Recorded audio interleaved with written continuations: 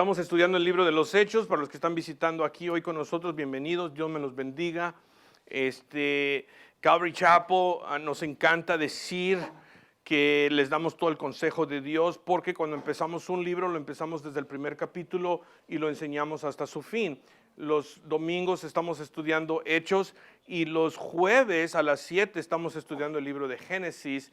Y ha sido de gran bendición el estudio de los jueves porque estamos cubriendo más capítulos.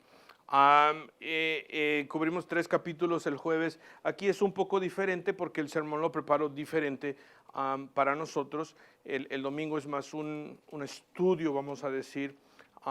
Si quieren venir, empezamos lo que llamamos nuestro estudio a través de la palabra de Dios, de Génesis, Apocalipsis.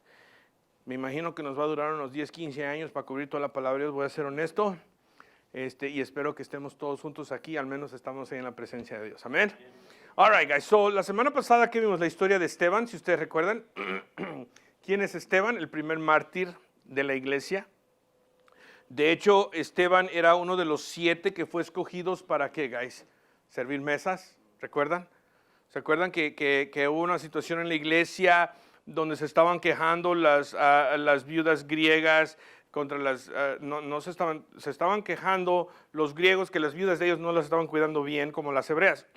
Vinieron a los 12 y básicamente los apóstoles dijeron, guys, vamos a hacer un nuevo ministerio. Vamos a hacer un ministerio para servir mesas, porque no es justo que nosotros hagamos todo, básicamente lo que dijeron, porque no es justo que dejemos la palabra de Dios y la oración. De ahí vimos que Esteban fue escogido y nos dice la palabra de Dios que Esteban estaba lleno de ¿qué? De gracia y de fe. ¿Sí? Y Dios lo estaba usando a él de una manera grande. De hecho, la semana pasada vimos a Esteban, vimos ciertos grupos venir en contra de él. Uno de esos grupos era de Cilicia, si ustedes recuerdan, y sabemos que en Cilicia está una ciudad que se llama Tarso, de donde viene un joven que se llama ¿qué? Saulo. Muy posible que Saulo estaba ahí, porque sabemos que al final de nuestra historia la semana pasada, Saulo ahí estaba, y todos tiraron la ropa a los pies de Saulo. Y él estaba, dice la palabra de Dios, dando su aprobación. ¿Sí? Vimos a Esteban básicamente, cuando vino y lo trajeron al sumo sacerdote y al concilio, vinieron y mintieron de él, que según él hablaba en contra del templo, que según él hablaba en contra de las leyes de Moisés, y luego el sacerdote le dijo, ¿y tú qué respondes? ¿Cuál es tu respuesta? Le dio la oportunidad para defenderse, pero vimos que Esteban, en vez de defenderse, ¿qué hizo? Presentó el evangelio, ¿correcto? Les habló desde su historia, desde Abraham, José, Moisés, básicamente enseñando que Israel siempre rechaza la primera venida, porque rechazaron a José, lo vendieron, rechazaron a Moisés, pero son los que Dios usó para salvar al pueblo. Lo mismo con Jesús. Se enojaron los que estaban ahí presentes. De hecho, la palabra de Dios dice que rechinaron sus dientes y corrieron hacia él, si ustedes recuerdan, que lo tomaron fuera de la ciudad y lo apedrearon. Pero vimos algo increíble que creo que nos habló a todos. Porque puedes ser religioso y no conocer la gracia de Dios. Puedes ir a la iglesia y no conocer a Dios. Estos hombres, fariseos, saduceos, iban al templo, hacían los ritos del templo, pero cuando se les venía con la verdad del evangelio y de la palabra, se enojaban, porque estaban cegados, como muchos de nosotros, disculpen, como todos nosotros estuvimos cegados a un tiempo, hasta que Cristo vino y nos abrió los ojos. Sabiendo esto, Esteban, cuando lo apedrearon y estaba muriendo, él dijo algo poderoso. Dijo, Padre, perdónalos. ¿Por qué? Porque no saben lo que hacen. Cuando no tenemos a Cristo en nuestra vida, podemos ser celotes o celosos religiosos, pero realmente no sabemos lo que hacemos. Estaba leyendo hoy un artículo en partes de África también tienen un grande problema de inmigración ahorita. y ciertos países de África están huyendo por barcos, están yendo a diferentes partes de Europa. Estaba leyendo un artículo hoy, lo puse en mi Facebook y si lo quieren ver lo compartí, donde 15 cristianos fueron matados por musulmanes, los echaron fuera del barco. El musulmán es un religioso, celoso, ciego, cegado, que cree que le está haciendo servicio a Dios matando a los cristianos. ¿Ok? Pero una vez más, aprendimos la semana pasada, y esto me encanta, una vez más recalco esto, Esteban dijo, Padre, perdónalos porque no saben lo que hacen. Son nosotros, guys, cuando vengan contra nosotros, os vituperen. ¿Se acuerdan? Jesús nos los dijo en el Sermón del Monte, cuando vengan, os persigan, os vituperen, regocijen. Primero, pero dos, no lo tomes personal. Porque tú puedes recordar cuando un día tú estabas ahí y tú criticabas al aleluya y tú hablabas mal del aleluya y tú huías del aleluya. Yo huía del aleluya y venían los aleluyas y yo me iba corriendo por allá. Ahí vienen los aleluyas, right? Y eso que iba a la iglesia 3 veces al año y me creía bien religioso. No es hablar mal de mi religión, porque ahí, right? Esteban miró a los cielos, dijo, Padre, perdónanos, no saben lo que hacen, y ahí expiró. Y cerramos la semana pasada viendo a Saulo, mencionaron a Saulo. Vamos a continuar hoy con el Hechos capítulo 8. Antes vamos a orar y vamos a pedirle a Dios que nos bendigan. ¿Por qué no me acompañan? Padre, venimos a tu presencia, pidiéndote, Señor, que nos bendigas esta tarde con tu presencia, con tu palabra, con tu amor. Señor, tú sabes todo lo que necesitamos cada uno de nosotros escuchar, porque tú sabes dónde nos encontramos. Tú sabes dónde se encuentra José, tú sabes dónde se encuentra Tony, tú sabes dónde se encuentra Joe, tú sabes dónde nos encontramos todos, Padre. Margarita, María, tú sabes, Señor. Y yo te pido, Padre, que nos hables a nuestro corazón directamente donde nos encontramos, donde tú quieres que escuchemos. Abre nuestros oídos, Padre. Abre nuestros ojos, Padre. Abre nuestro corazón. Espíritu Santo, yo te invito a que tú tomes control de este púlpito, porque este púlpito es tuyo, esta iglesia es tuya. Padre, es tu responsabilidad, Señor, darles el alimento y el pasto verde y la nutrición que ellos necesitan, Padre, para que salgan de aquí alimentados. Y sobre todo queremos testificar de Jesús, Padre, porque de eso se trata, de Jesús. Bendícenos en este tiempo. Te lo pedimos en el nombre de Cristo Jesús. Su pueblo dice amén. Amén. Empezando en el verso 1, dice, y Saulo consentía en su muerte. Hablando de la muerte de Esteban, que vimos la semana pasada. Y luego miren lo que sucedió. En aquel día hubo una gran, ¿qué? Persecución contra ¿quién? La iglesia que estaba en Jerusalén. Y todos fueron, ¿qué? Esparcidos por las tierras de Judea y de Samaria, excepto los apóstoles. Y hombres piadosos llevaron a enterrar a Esteban e hicieron gran llanto sobre él. Y miren el verso 3, guys. Y Saulo asolaba la iglesia y entrando casa por casa arrastraba a hombres y a mujeres y los entregaba en la cárcel. Vemos aquí que la muerte de Esteban fue el comienzo de algo mucho más grande, ¿correcto? Fue el comienzo de una persecución contra la iglesia en Jerusalén. Y porque fueron perseguidos, la iglesia se esparció por todos lados. Y les voy a ser honesto, a mí me encanta esto porque el enemigo, me imagino, siempre cree que está ganando. Pero la realidad que el enemigo, Dios lo manipula para que lo use en su plan, ¿correcto? Porque Dios es el creador de todo. Y al final del día, el plan que se va a desarrollar es el plan de Dios. Porque miren lo que dice el verso 4. Pero los que fueron esparcidos iban por todas partes anunciando, ¿qué? El evangelio. El diablo, me imagino, ahí está feliz. Estos ya los vamos a destruir y los vamos a callar y los van a matar y se están huyendo. Pero están huyendo, anunciando el evangelio. Gloria a Dios. Porque lo que el enemigo trata de destruir, Dios siempre lo va a usar para bien. Y con eso les voy a decir esto, porque me acuerdo de un hermano un hermano en Cristo que una vez me dijo esto, dice, Joe, la iglesia de Cristo siempre ha crecido en tiempos de persecución.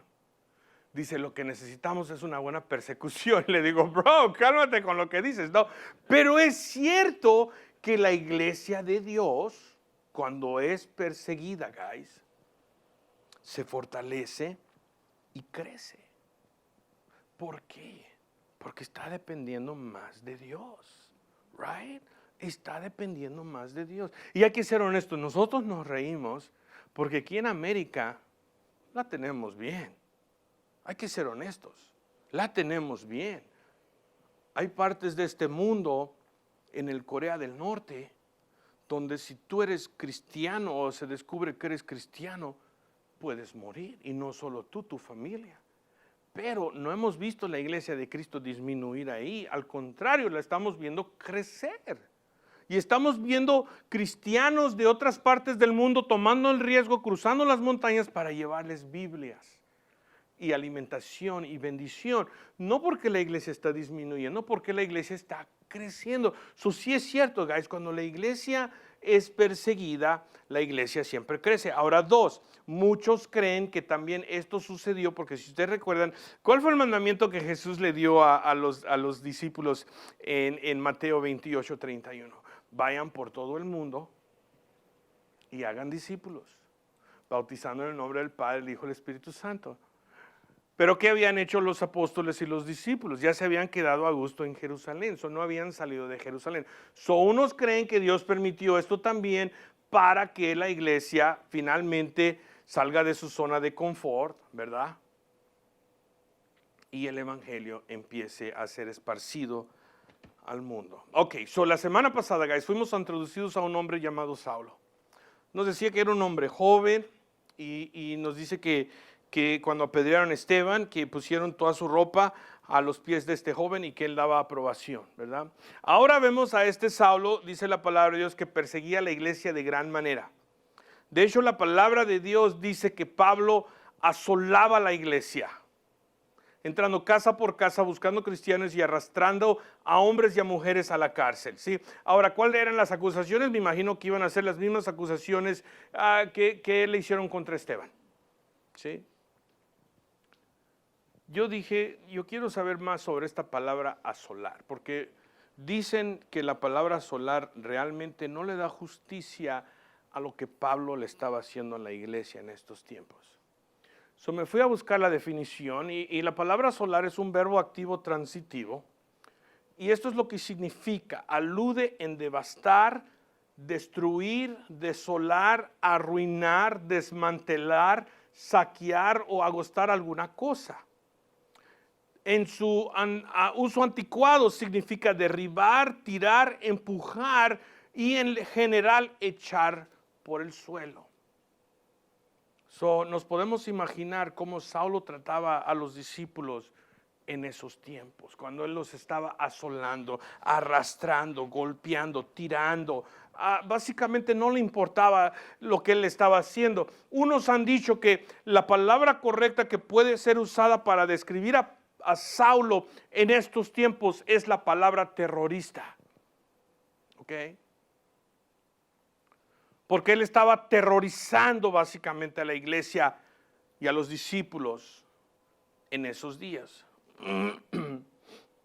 De hecho, Saulo, para los que ustedes no saben quién es Saulo, Saulo eventualmente llega a ser el apóstol Pablo. Dios lo agarra un día y lo vamos a ver en la semana que viene, no creo, en 2 semanas, vamos a ver cómo Dios agarra a Saulo. Pero después de conocer a Cristo, Pablo, en 1 Corintios 15:19, le afectó tanto lo que él hizo contra la iglesia, que escuchen lo que él escribió. 1 Corintios 15:9, Pablo dice: porque yo soy el más pequeño de los apóstoles, no soy ni digno de ser llamado apóstol, porque persiguí a la iglesia de Dios. Tristemente, el pobre apóstol Pablo, yo creo, cargó un dolor en su corazón el resto de su vida, porque él perseguía, aterrorizaba, asolaba personas daba aprobación a sus muertes, los echaba en la cárcel. Y él dice, yo no soy nadie.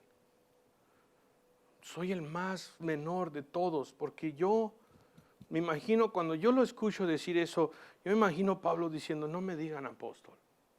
Yo no merezco ser llamado apóstol.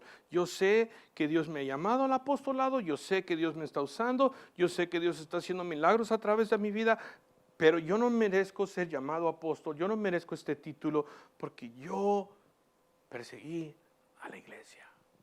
Wow. Yo puedo ver el dolor de Pablo, guys, y me imagino la vergüenza que él sentía. Yo no soy digno de ser llamado apóstol, ¿sí? Pero le doy gracias a Dios, porque aquí está el pero, guys, ¿verdad? Porque sabemos una vez más, hasta que Dios no nos quita la venda de los ojos, no podemos ver la verdad. Amén. Ahora, el mensaje hoy lo titulé, si lo vieron en Facebook, le puse contexto, contexto, contexto.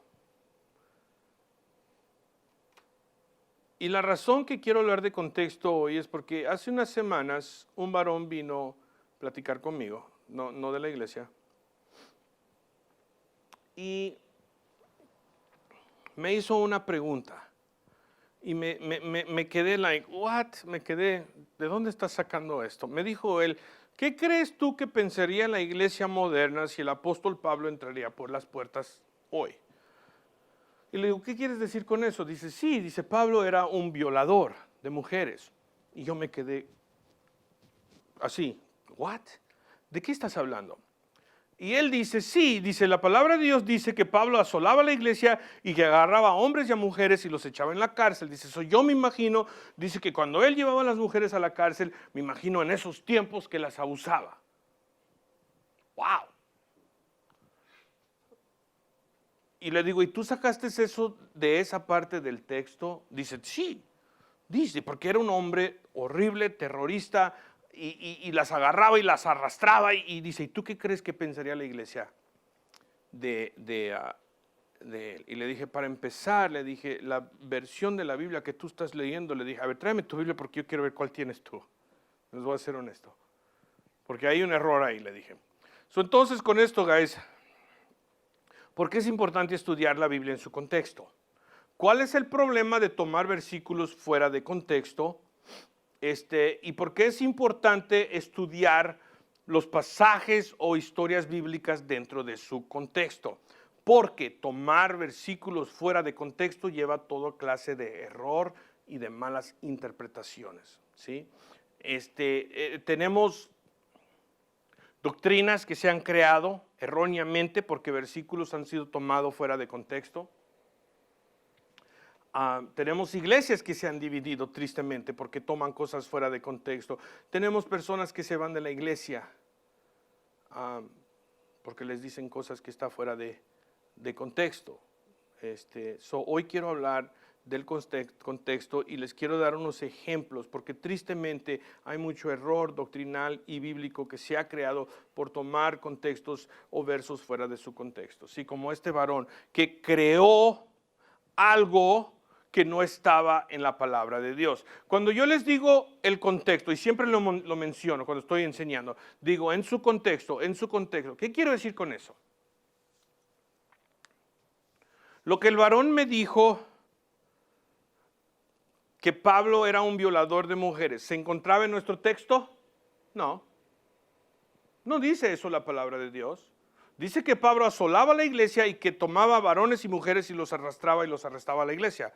A la iglesia, a la cárcel, ¿correcto? Pero él asumió que porque cuando Pablo llevaba a las damas o a las mujeres, que en el camino las estaba violando. Pero el texto no nos dice eso. La comprensión del contexto comienza con 4 principios, guys. El sentido literal, lo que dice es lo más importante. El sentido literal es lo más importante, lo que dice. Dice que Pablo asolaba la iglesia, dice que Pablo arrestaba hombres, dice que Pablo arrestaba mujeres y que los llevaba a la cárcel. No dice que Pablo violaba a nadie. So, la comprensión del contexto comienza con el sentido literal. 2, tenemos que considerar el marco histórico. ¿Sí? Eventos de la historia, a quién es dirigido y cómo fue comprendido en ese tiempo, es muy importante también. La gramática es importante, la palabra o la frase inmediata dentro de la cual se encuentra una palabra o frases. Y también tenemos que compararla con otras partes de las escrituras. ¿Sí? Porque la Biblia todo concuerda. ¿Cuántos dicen amén? Todo tiene que concordar. ¿Sí? Y el contexto es crucial para el exegesis bíblico. La palabra exegesis significa el estudio de la palabra de Dios. El contexto es lo más importante. ¿Sí? Después de considerar la naturaleza literal, histórica, gratimal de un pasaje, debemos enfocar nuestra atención en la estructura del libro, luego el capítulo y después del párrafo, y todo esto es comprendido como el contexto. So, tienes que leer lo que dice en el capítulo anterior, qué dice en el capítulo después, qué dice en otras partes del texto. Con eso llegamos a nuestro contexto, para no sacar nada fuera de contexto. Por ejemplo, si yo te mando una carta, yo te la escribo, yo me fui a Japón a comer unos tacos japoneses. Y le mando una carta al hermano José, una carta larga de 2 o 3 páginas. Y por alguna razón, José toma solo un renglón de lo que yo dije. Y él dice, Pastor Joe me mandó una carta, pero en este renglón, él dijo que anda, no en Japón, pero se fue a Hawái y que no fue a comer tacos japoneses, que nos mintió y que se fue a comer, no sé, tacos hawaianos. Pero la realidad es que yo le dije a José en toda la carta, José, no pude ir al Japón porque mi avión no despegó y mi hotel se cayó en un tsunami y está lloviendo demasiado, entonces nos mandaron a Hawái y ahí me fui a comer unos tacos hawaianos. ¿Ven la diferencia? Todo por tomar algo fuera de su contexto. Eso es lo que significa tomar algo fuera de contexto. Y tristemente es algo que le ha pasado mucho a la iglesia de Dios. Les voy a dar un ejemplo. ¿Ustedes han oído la frase borrachos en el espíritu? ¿Cuántos de ustedes han oído la frase borrachos en el espíritu? ¿Ah? ¿Que andan borrachos en el espíritu? ¿Alguien aquí me puede enseñar dónde en la palabra de Dios dice que debemos de estar borrachos en el espíritu? ¿Alguien? ¿Nadie? ¿Por qué? Porque no existe, right? No vas a encontrar la frase borracho en el espíritu en la palabra, pero hay iglesias y personas que andan. Es una vergüenza, guys. A mí me da vergüenza que me identifiquen como cristiano con esos cristianos. Porque hay personas que creen que todos los cristianos somos así, y no es la verdad. ¿Quieren que les diga yo cómo es que sacaron esa parte, esa frase fuera de su contexto? En Efesios 5, 15 al 18 dice, mirad pues, Pablo hablando, con diligencia cómo andéis, no como necios, sino como sabios, aprovechando bien el tiempo porque los días son malos. Por tanto, no seas insensatos, sino entendidos de cuál sea la voluntad del Señor. No os embriaguéis con vino, en lo cual hay disolución, antes bien sed llenos del Espíritu. De ahí, tomando esto fuera de su contexto, salieron con eso de estar borrachos en el Espíritu. Pero si tú lo lees en su contexto, dice Pablo, mirad pues con diligencia cómo andéis.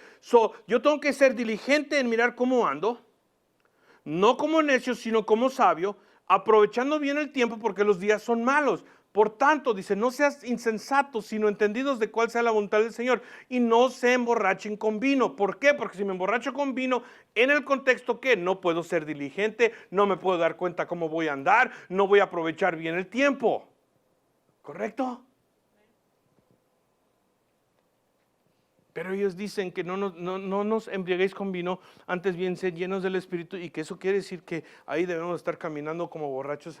¿Por qué es que creen que Dios va a tomar algo del mundo y traerlo a la iglesia de Cristo y asociarlo? Pero eso es porque son enseñados erróneamente. Y no culpo a los hermanos tristemente porque los han enseñado erróneamente. Y luego no solo los tienen ahí borrachos en el espíritu, luego los tienen ladrando en el espíritu. ¿Han ustedes oído de eso, de ladrar en el espíritu? ¿Vomitar en el espíritu? Come on. Y todo porque alguien tomó algo fuera de su contexto. Bueno, ahí está escrito en la Biblia. No, no está escrito en la Biblia. Tú estás creando algo de lo que no está ahí. Y tanta gente atada en legalismo que no tienen la libertad de la gracia de Cristo Jesús, porque los tienen atados porque han tomado algo fuera de contexto. Pero, guys, ¿de quién es la responsabilidad? De nosotros. Es mi responsabilidad de lo que me están enseñando. Es mi responsabilidad estudiar la palabra de Dios y ver si lo que me están estudiando realmente está escrito de esa manera y en su contexto. No podemos crear una doctrina de solo un versículo. Tenemos que ver lo que dice la palabra de Dios, de pasta a pasta, en el contexto que corre a través de la palabra. También dicen que porque cuando en el día de Pentecostés, cuando vino el Espíritu Santo sobre los apóstoles y había fuego de lumbre y empezaron a hablar en lenguas, si ustedes recuerdan cuando vino el pueblo a ver qué estaba pasando, los acusaron de estar embriagados. Eso no quiere decir que estaban embriagados, porque Pedro mismo vino y dijo, hey guys, no están embriagados, son las 9 de la mañana. Lo que ustedes están viendo es lo que prometió o lo que Dios dijo que iba a pasar por medio del profeta Joel. Right? Solo porque los acusaron de estar borrachos, no porque estaban caminando todo así y declarando las maravillas de Dios. No, porque los que estaban escuchando y lo que estaban viendo que estaba pasando no sabían que el Espíritu estaba moviendo poderosamente. Ellos no tenían el discernimiento espiritual, ¿so qué hicieron? Oh, vamos a decir que están borrachos. Y con eso salió el estar borracho en el Espíritu, trayendo cosas mundanas y mezclándolas con las cosas de Dios.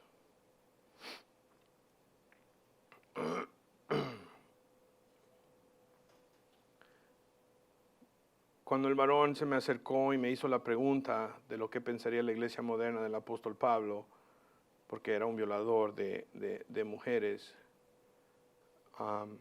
yo le dije, te voy a decir algo y te voy a decir quién es Pablo, porque tú obviamente no lo sabes. Para empezar, le dije, eso no se encuentra en la palabra de Dios. Tú estás asumiendo y estás asumiendo erróneamente. No, no estoy asumiendo erróneamente.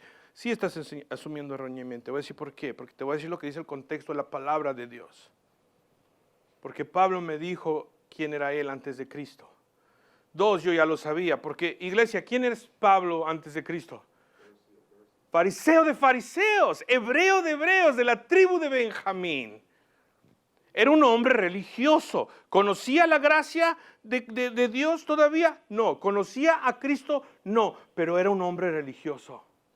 Era un hombre que temía a Dios, solo que todavía no tenía relación con Dios. De hecho, en Filipenses capítulo 3, Pablo nos escribe, dice, porque nosotros somos la circuncisión, los que en espíritu servimos a Dios y nos gloriamos en Cristo Jesús, no teniendo confianza en la carne. Dice, aunque yo también tengo de qué confiar en la carne, si alguno piensa que tiene de qué confiar en la carne, yo más. Dice, porque yo fui circuncidado el 8º día. Dice, yo soy del linaje de Israel. Dice, yo soy de la tribu de Benjamín. Soy hebreo de hebreos en cuanto a la ley, fariseo en cuanto a celo, perseguidor de la iglesia, en cuanto a la justicia que es en la ley. Él dice, fui irreprensible. So, déjame te digo algo, tú que estás acusando a Pablo de ser violador, que estás tomando este texto fuera de contexto, el mentiroso aquí, el violador eres tú, porque tú estás violando la palabra de Dios. Tú estás violando la palabra de Dios. Porque yo sé quién es este hombre. Guys, hoy quería hablar de esto porque desde mi comienzo en Cristo Jesús, uno de mis grandes ¿cómo puedo decirlo? Uno de mis más grandes deseos es que el pueblo hispano sea liberado de las cosas horribles de cuales han sido atadas.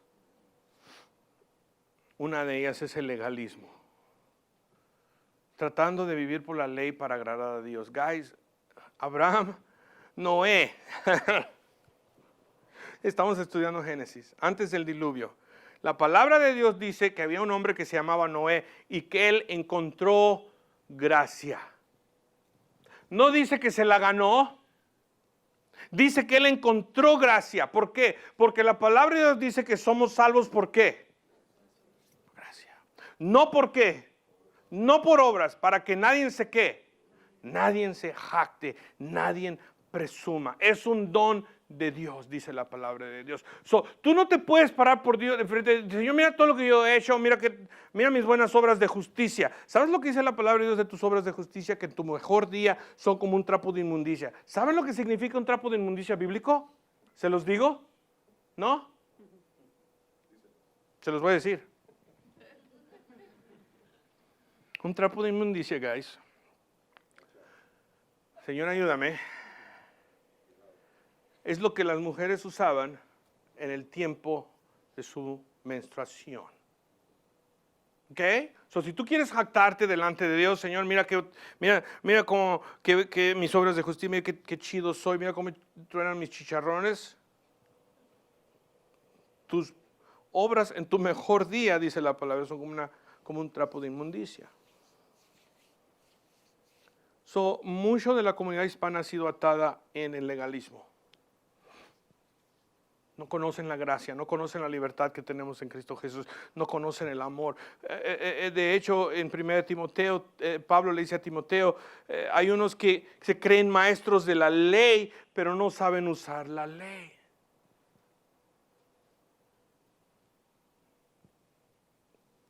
Y luego también en nuestra comunidad hispana, tristemente, tenemos, porque se han tomado tantos versos fuera de contexto, hay cosas que se están haciendo donde están violando, abusando, trasquilando al rebaño de Dios.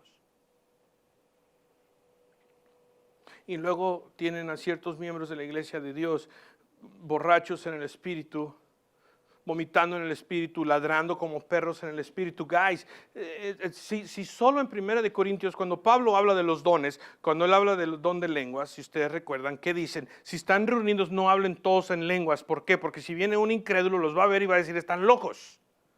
Ahora, ¿te imaginas si están ladrando como perros, si están ladrando como leones, si están ahí caminando como si estuvieran borrachos? Viene un incrédulo, ¿qué va a decir? Yo no quiero ser como ellos.